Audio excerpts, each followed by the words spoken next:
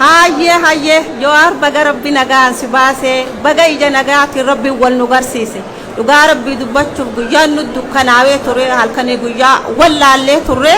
rabbiin galateeffana tan duraan duraa ati deebitee lubbuun jiraattee asitti deebinee wal arguu keenyaaf rabbii guddaaf galanni haa ga'u taani ammoo hifaajee keetii fi olii gadi gartee mana hidhaa san keessatti baay'ee rakkatte baay'ee rakkatte kanaaf hifaajee kan kee qabsoon Oromoo si haa galateeffatu siin janna qabsoon inni ilmaan Oromoo ka dhangala'aa jiru kun si haa galateeffatu taani Jawaar keenya qabsoo Oromoodha adda durummaadhaan fincila diddaa gabrummaa xumura calqabdeeti xumura gabrummaatiin injifattee irraa aantee qeerroo fi qarree Oromoodha miliyoonaan itti bobbaaftee kaan wareegamee kaan qaamaa irratee atilleen injifannoo kanaan gammaddee hoogganoota keenya waliin qabattanii alaa galtanii jechuudha yeroo sanitti ati amantummaa isaan bira qabaachuudhaaf kompiitara kan kee akka isnaayiparaa ittiin falmachaa turte san hunda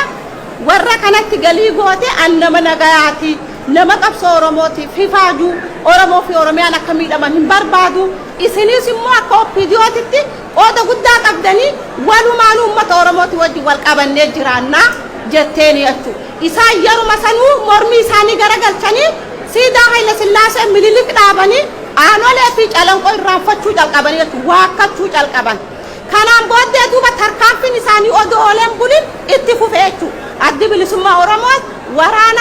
waraana kana kan dubbii fide waraanni kunillee karaa nagaatiin galee mootummaa kana keessatti qooda isaanii barbaachisu argatee ummata Oromootiif qabsaa'aa taanaan isaanii waliin haa qabsaa'uudhaan walii galtanii koree teeknikaa humtanii waraanni suni hamma tokko irraa qabattanii galchitanii jechuudha. Isin kabajaaf, isin jaalalaaf, isin amanuuf waraanni san gali. Waraana sanis galchanii fixanii, isinis hidhatti isin darbanii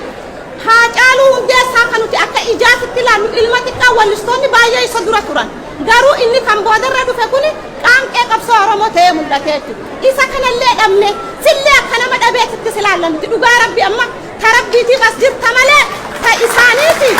nutillee abdii kutanne akka sabaattillee abdii kutanneeti yaa rabbi atumaatu nuun fedhe barabaraan Itoophiyaan tun goota keenya hayyuu keenya qaroo keenya nyaachuu kana sumaan nuun fedhe yaa rabbi ati nurraa guutu jennee waan goonu dhabne qeerroo fi qarree odoo karaa cufan kaan dhumee kaan qaamaa irratti kaan gara qabsoo hidhannootti deebi'ee wanni nuti gochuu qabnu hidhannoo jabeessuudha wadiin Jawaarilleen qawwee kana kabajnee hooggana keenya kabajnee hayyoota keenya kabachiisuuf Oromoo fi Oromiyaa kabajaadhaan alaa galchuuf waraana keenya jabeessuu qabna jennee waraana kana jaarree jechuudha sababii waraana kanaan haa badu haa tolu arra kabajaa argattanii isinilleen karaa nagaa kan jettan waa abdattaniiti malee namni duraa duubni qullaadhaan karaa nagaan jedhu jechuun impaayira san keessatti impaayirri dhiigaan jaarame dhiigaan diigama karaa nagaa hin beektu nafxanyaan abbaan kan keessa Jawaar akkasuma dhiibamee ardooma isaa keessaa bahee daangatti gali odoo guyyaa tokko hin qoflin abbaa kan kee baran na nyaachisee na guddisee baran odoo guyyaa tokko gammadee hin qoflin ardooma isaa keessaa baqatee bordaratti galeetti odoo nafxanyaan maqaa hamaanuun arrabsitu sanin ihee tonkola nyaattee odoo abbaa kan kee arrabsitu maaliif deemtee ijoollee tana jaaniin abbaa kan keetiin gandi keenya maaliif ijoollee tana magaalaa meeqa dabarsitee achiin barsiiste gannaan akka nuti somaa baloon dubbannu akka nuti harkaan ijoolleen kan qaban bakka deemnetti irraa qooddanna jala deemaa ijoollee barsiisaa jeen gandaan duuba sirna abbaa kan keetis nyaachuudhaaf rabbiitu guyyaan isaa geenyaan fudhate malee nyaachuuf abbaa kan kee ari'aa bahe atillee yeroo akkasumatti itti deemtu yeroo sisi ajjeesuuf deemu sabni Oromoo karaa nagaa wanni karaa nagaa si caalaa namni barbaade hin jiru Hayilee Fidaasiitu seenaarraa nu himaatu jaarraan abbaa gadaa falmachaa ture karaa nagaa ni dadhabe sirni ati namni si keessaa si caalaa Oromoo keessaa sirna kana kabajaan jaalala waliin haa jiraannu sirni dabre kun sirna gurraachawaa waan waraqaa haaraatti barreessine waliin haa jiraannu jetteen fudhachuu hin dandeenya jechuudha isaan ni baran isaan dhiiga ilmaan Oromoo dhangalaasu Oromoo salphisu duratti Oromoo gudeedu intala abbaa dura gudeedaa jiran ijoollee daa'ima hoggaa shanii fuudhanii billaan qalan abbaa keettu gaara jira jedhanii sirni kun sirna Oromoof tahuu miti sirna kana hiddaan buqqifnee Oromiyaa bilisoomte walaboomte irratti ilmaan kan keenya guddifnaa jenna ati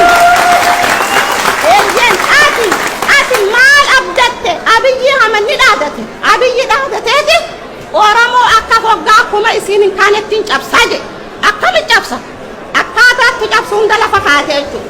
amma ati naannootti Oromoo yaada Oromoo kana irraa fuuta inni kana keessa yoo waasi godhe Oromoo hoggaa kuma tokkoomi hoggaa kuma sadii cabdi jechuudha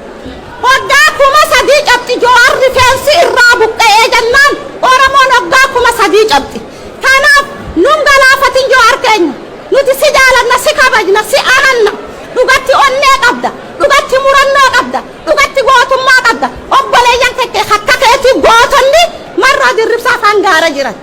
isaan kanas qabsoo isaan deemaniin kana tasgabbii ilaali yaada ummanni Oromoo si dhaammatu kana tasgabbii ilaali kanaaf nuti miidhamne Jawaar nuti ni salphanne nuti ni xiqqaanne impaayira san keessatti arraan tana ilmi namaa ibiddaan gubachaa jiru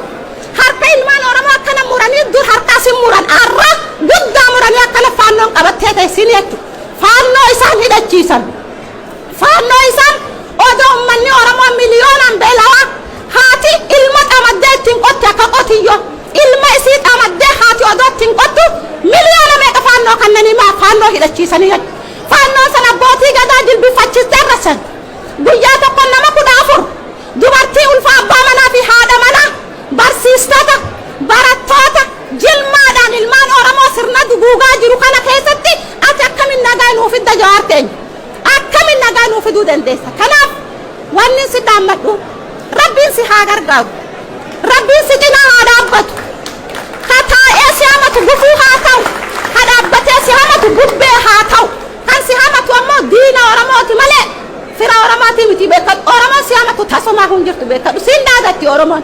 kanaaf wanni nasin jedhu tasgabbii ija tasgabbii qabdullaali ummata Oromoo konkolaataan Amaara hallayya kute dhuba bireeka qabee jetti ati bireeka hin qabne namichi bireeka qabu jechuun ummata Oromoo keessaa waraana san dachaasu mana Oromoo gubuu dhiisu haadha Oromoo qaluu dhiisu bireeka hin qabne namichi itti oofaa jira kanaaf yoo dandeenye hiddaan buqqifnaa yoo dadhabne itti dhabamna lafti lafa seenaa taatee haa haftu saba bilisummaa malee miti hujachuu nuti akkana taanan kanaaf baay'ee galatoomii abjuu tokkoon akka Jawaar abjuu tokkoon himuu barbaadu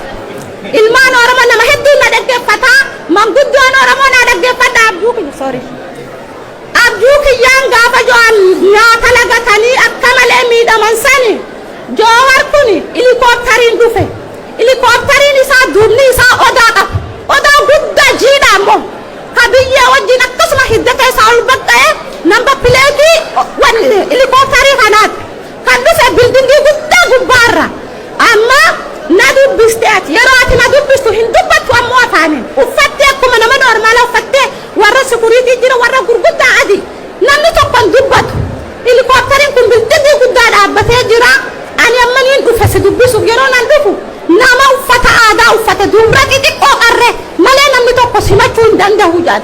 niin seenee yeroo laalu an uffatuma normaalaan uffadhe saalfadheetiin deebiitiin uffate jijjiirradhe jee mana deebi'e yeroo na mana deebuun hirriiba keessaa ka'e ilikooptariin kun biyyeen buqqaasee deema odaa kan duubarraa dambal